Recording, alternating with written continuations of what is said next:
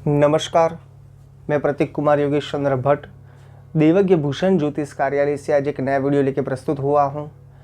आज का विषय है हमारे कर्म के साक्षी दीप नारायण और सूर्य नारायण। मैं मेरे यजमान के घर एक दिन पूजन करने के लिए गया।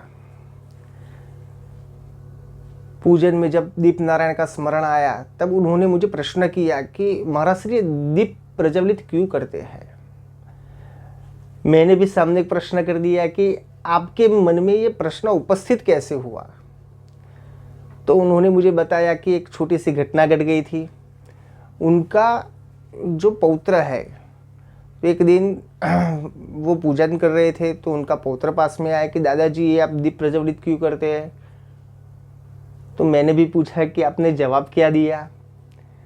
तो उन्होंने बताया कि मैंने उसको बता दिया कि भाई जैसे हमारे घर में लाइट होती है, रोशनी हम करते हैं, तो भगवान को भी रोशनी चाहिए, इसलिए हम दीप प्रज्वलित करते हैं। मैंने बताया कि बहुत सुंदर आपने जवाब दिया, मगर सही में हम दीप प्रज्वलित क्यों करते हैं। जैसे हम सदगत होते हैं, सदगत होने के बाद देवदूत हमें लेके जब यमराज के पास लेके जाते हैं, वहाँ पे चित्रगुप्त जी बैठे होते हैं कि आपने आपके जीवन का जो चिट्ठा है वो लेके बैठे हुए हैं। तो वो आपको पूछेंगे कि आपने अपने जीवन में शुभ कर्म कौन से किए, अशुभ कर्म कौन से किए। शुभ कर्म और अशुभ कर्म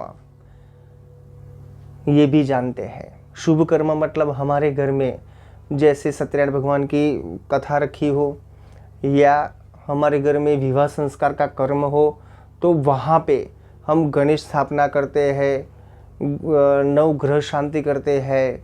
तो सभी जगह पे जैसे पूजन आता है, हर एक जगह पे जैसे हमारे घर में वास्तु हो, नवचंडी हो, कोई भी शुभ प्रसंग हो, रुद्री पाठ रखा हो, कोई भी शुभ प्रसंग हो, या कोई निवारण प्रसंग हो, जैसे हमारे कुंडली में कोई दोष है तो उसका हमने निवारण कर्म रखा, काल सर्प दोष, श्रापित दोष, ग्रहण दोष,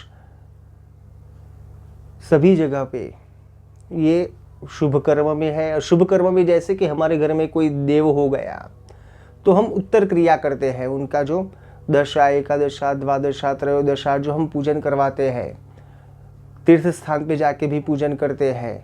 तो ये जो कर्म है, साथ ही में हम जैसे नारायण बलि, पंच बलि जैसे कर्म करवाने के लिए हम तीर्थ स्थान पे जाते हैं, पितृ तर्पण करवाने के लिए तीर्थ स्थान पे जाते हैं, ये सभी अशुभ कर्म में माना गया है। शुभ कर्म और अशुभ कर्म दोनों में हमारे कर्म के साक्षी जो है वो दीप नारायण और सूर्य नारायण है। तो हम कोई भी शुभ कर्म करें या अशुभ कर्म करें तो पहले इनको याद किया जाता है। ये तो हमारे घर में अगर हम पूजन रखते हैं तब की बात है, मगर हम नित्य पूजन करते हैं तो वहाँ पे भी हम जो दीप प्रज्वलित करते हैं उसका महत्व यही है। मान लीजिए कि कोई दिन आपके घर में सूतक लगा हो तो आप पूजन नहीं कर पाएंगे। आप अगर कहीं भी बाहर गए हैं, घर पे कोई है नहीं, या आपकी ऑफिस संडे के दिन बंद रहती है, आपकी फैक्ट्री संडे के दिन बंद रहती है, तो आप वहाँ पे भी आप पूजन नहीं कर पाएंगे। ऐसी जो स्थितियाँ बनती है वहाँ पे हम पूजन नहीं कर पाते हैं, तो उस दिन हम दिया भी प्रज्वलित नहीं करते हैं, हमारे कर्म के साक्षी को भी याद नहीं करते हैं। तो हमने कब कब शुभ कर्म किया, कब अशुभ कर्म किया, ये पूरा हमें जन्म से लेकर लय तक हमारा जो जन्म होता है और हमारा देहांत होता है पूर्ण याद नहीं रख पाते, कोई भी याद नहीं रख पाता।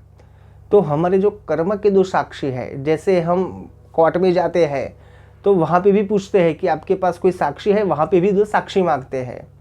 तो जैसे देव रूपी अदालत हो, वहाँ पे भी दो साक्षी मांगे जाते हैं। तो वो है हमारे दीप नारायण और सूर्य नारायण।